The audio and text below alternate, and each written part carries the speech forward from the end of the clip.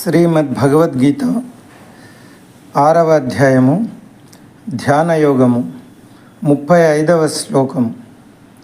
శ్రీ భగవానువాచ అసంశయం మహాబాహో మనో దుర్నిగ్రహం చలం అభ్యాసేన తు కౌంతేయ వైరాగ్యేన చ గృహ్యతే. శ్రీకృష్ణ పరమాత్మ ఇలా అన్నాడు: ఓ మహాబాహులు గల కుంతీపుత్రుడా, నీవు చెప్పింది నిజమే. మనస్సు అనేది నిగ్రహించడానికి నిజంగా చాలా కష్టమైనది. కానీ అభ్యాసము మరియు వైరాగ్యములచే దానిని నిగ్రహించవచ్చు. శ్రీకృష్ణుడు అర్జునుడి మాటలకు జవాబు చెప్తూ అతన్ని మహాబాహో అంటే గొప్ప బాహువులు కలవాడా అని అంటున్నాడు. దాని అర్థం ఏమిటంటే, ఓ అర్జున, నీవు యుద్ధంలో అత్యంత సాహసోపేత వీరులను ఓడించావు, ఈ మనస్సును ఓడించలేవా అని. శ్రీకృష్ణుడు ఇలా: అర్జున, ఏంటి అర్థం పర్థం లేకుండా మాట్లాడుతున్నావు? మనస్సును సునాయాసంగా నియంత్రించవచ్చు అని చెప్పి ఈ సమస్యను ఖండించలేదు.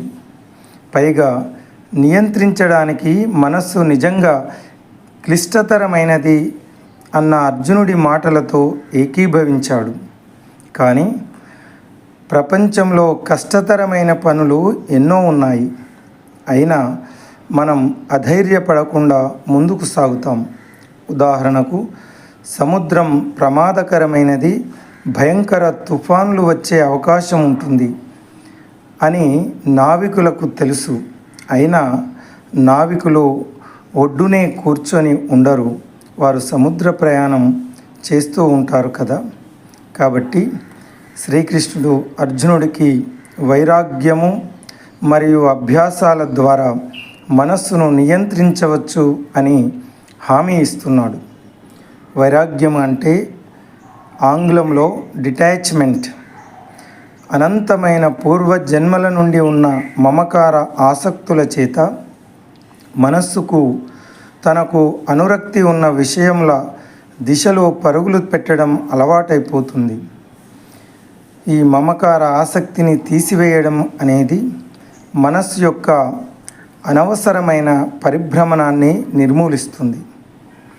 అభ్యాసం అంటే ఆంగ్లంలో ప్రాక్టీస్ అంటే పాత అలవాట్లను మార్చి కొత్త వాటిని పెంపొందించుకునే ఏకాగ్రతతో కూడిన పరిశ్రమ. అభ్యాసం అనేది సాధకులకు ఒక ముఖ్యమైన పదం. సమస్త మానవ పరిశ్రమలలో నైపుణ్యానికి, ప్రావీణ్యతకు, శ్రేష్టతకు దారితీసే ప్రముఖ విషయం ఈ అభ్యాసమే. ఉదాహరణకు, ఒక అతి సామాన్య విషయమైన టైపింగ్ తీసుకోండి. మొదటిసారి టైపింగ్ ప్రారంభిస్తున్నప్పుడు 1 నిమిషానికి 1 పదమే టైప్ చేయగలుగుతారు.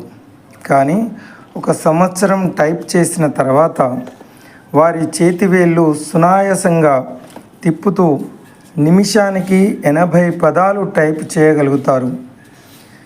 ఈ నైపుణ్యం కేవలం అభ్యాసం ద్వారానే సాధ్యం.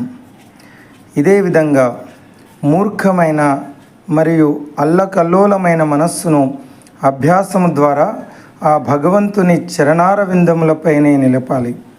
మనస్సును ఈ ప్రపంచం నుండి దూరంగా తీయాలి. ఇదే వైరాగ్యం. మరియు మనస్సును భగవంతుని మీదే నిలపాలి. ఇది అభ్యాసము. పతంజలి మహర్షి ఇదే ఉపదేశం చెప్పాడు. అభ్యాస వైరాగ్యాభ్యాసం తన్నిరోధ, అభ్యాస వైరాగ్యాభ్యాం తన్నిరోధ. యోగదర్శనం 1.12లో పతంజలి మహర్షి తెలియజేసినట్టు, నిరంతర అభ్యాసము వైరాగ్యముల ద్వారా మనస్సు యొక్క ఆందోళనలను నియంత్రించవచ్చు అంటున్నారు.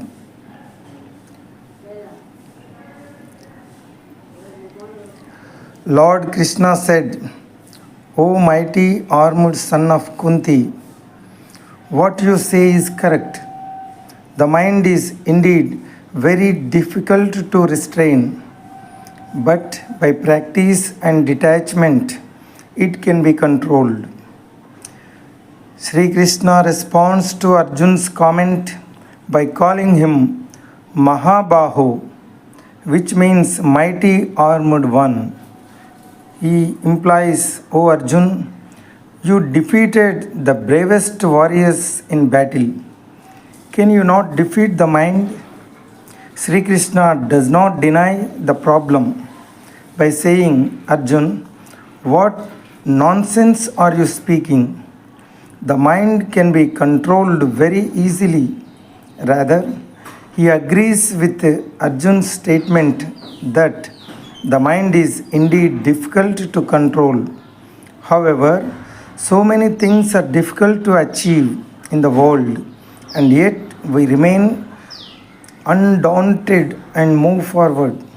For example, sailors know that the sea is dangerous and the possibility of terrible storms exists.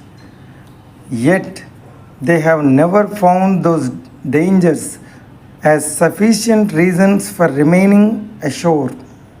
Hence, Sri Krishna assures Arjun that the mind can be controlled by Vairagya and Abhyasa. Vairagya means detachment. We observe that the mind runs towards the objects of its attachment, toward the direction it has been habituated to running in the past. The elimination of attachment eradicates the unnecessary wanderings of the mind. Abhyas means practice or a concerted and persisted effort to change an old habit or develop a new one. Practice is a very important word for sadhakas. In all fields of human endeavor, practice is the key that opens the door to mastery and excellence. Take, for example, a mundane activity such as typing. The first time people begin typing, they are able to type one word in a minute. But after a year's typing, their fingers fly on the keyboard at the speed of 80 words a minute. This proficiency comes solely through practice. Similarly, the obstinate and turbulent mind has to be made to rest on the lotus feet of the Supreme Lord through Abhyas. Take the mind away from the world, this is Vairagya, and bring the mind to rest on God. This is Abhyasa. Sage Patanjali gives the same instruction. Abhyasa Vairagyabhyam Than Nirodha. Yoga Darshan 1.12 verse 26 says, the perturbations of the mind can be controlled by constant practice and detachment. Om Tat Sat.